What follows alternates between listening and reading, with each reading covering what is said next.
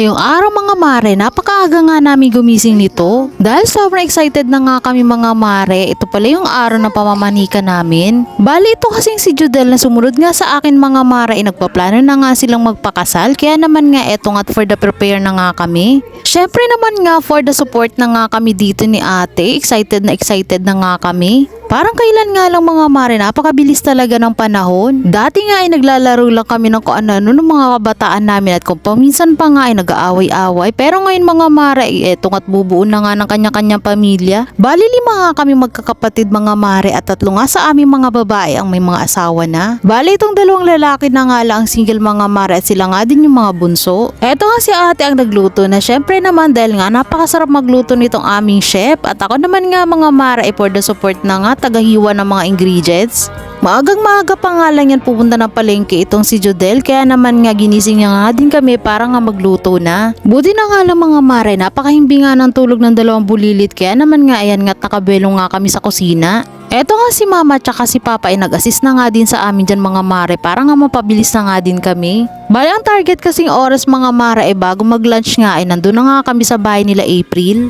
Si April pala ang fiancé nitong aking kapatid na si Jodel. Sobrang nakakatuwa nga pala yung gantong pamamanikan mga mare. Excited na nga kami, yung tipong malayo pa nga yung kasal at pagpaplano pa nga lang ito, excited na nga kami. Kung sa pamamanikan pa nga lang, sobrang excited na nga, ano pa kaya sa mismong kasal na. Tulong-tulong na nga kami dyan para mapabilis na nga ang pagluluto. Syempre habang gumagawa nga tayo, hindi nga mawawala itong kape mga mare, kaya naman nga ito cut for the kape na nga tayo dito. Bali ginamit na nga rin natin itong lutuan natin dito sa may labas mga mare, itong gato nga ang ginagamit, pinagsabay-sabay na para nga mapabilis na din. At pagkatapos nga magprito ng chicken mga mare, ito naman nga ready na nga itong pampansit natin dito.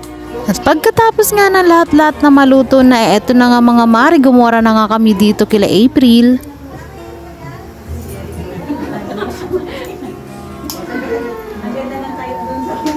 Syempre, usap-usap na nga mga mare sa mga ganap ng kasalan. Syempre, hindi talaga mawawala ang kasiyahan at eto nga nagkikwentuhan na nga din kami dito.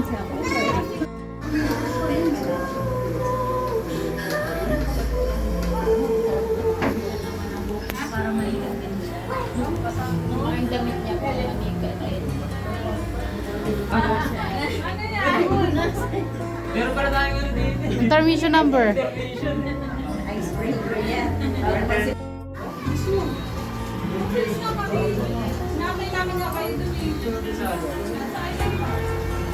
At habang busy nga ang lahat, eto nga si Jude at itong si daddy niya ay nandito nga sa labas dahil nga itong si Jude ay gusto na nga daw umuwi.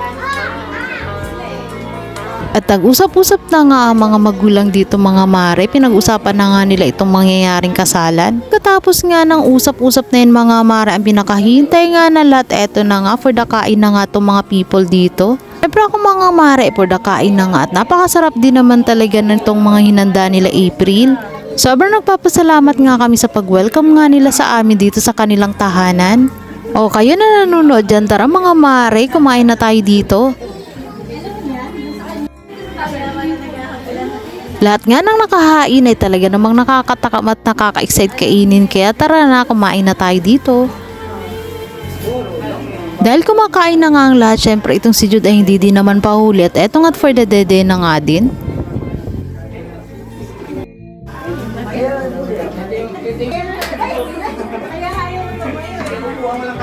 Ay siya, hanggang dito na lang muna mga mare. Maraming salamat sa panonood.